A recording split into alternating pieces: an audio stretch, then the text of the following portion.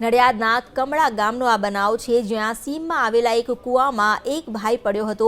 આ ભાઈને પડેલો જોતા તેને બચાવવા જતા બીજો ભાઈ પણ તેની પાછળ કૂવામાં ખાબક્યો। બંને ભાઈઓને આ ઊંડા કૂવામાંથી બહાર કાઢવા માટે ગામ લોકોએ પણ જહેમત કરી, પરંતુ આ ઊંડા કૂવામાંથી બહાર કાઢવા માટે ફાયર બ્રિગેડની ટીમને બોલાવી પડી છે।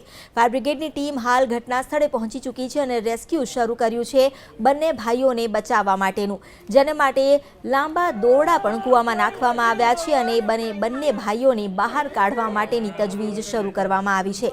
આ ઘટનાના પગલે ફાયર બ્રિગેડની ટીમ હાલ ઘટના સ્થળે પહોંચી ચૂકી છે અને પોતાના પ્રયાસ શરૂ કર્યા છે।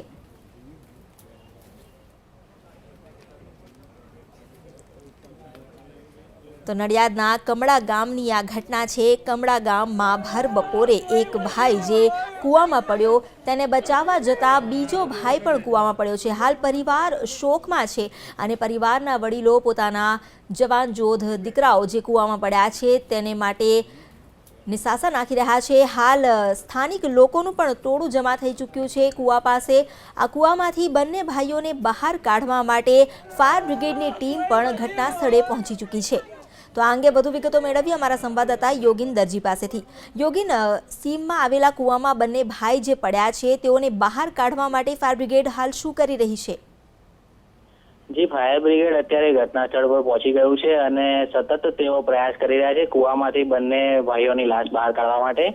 તેઓ દોરડા કૂવામાં નાખ્યા છે અને તે લોકોના જે સાધનો હોય છે બિલાડી પ્રકારના તે પણ સાધનો કૂવામાં ઉતાર્યા છે અને જે અંદર જે પડ્યા છે બે ભાઈઓ તેમના પગથી બાંધી અને બહાર કાઢવાનો પ્રયાસ કરી રહ્યા છે, પરંતુ ફાયર બ્રિગેડને અત્યારે સફળતા મળી રહી નથી। કૂવાની જે ઊંડાઈ છે તે ખૂબ જ ઘેરી છે, તેના કારણે સ્પષ્ટ જોઈ શકાતું પણ નથી અને એટલા માટે ફાયર બ્રિગેડને ખૂબ જ તકલીફ પડી રહી છે, પરંતુ પ્રયાસો સતત અત્યારે ચાલુ છે। યોગીના, ઘટના ક્યારે બની હતી? આ બંને ભાઈઓ ક્યારે કૂવામાં ખાબક્યા હતા?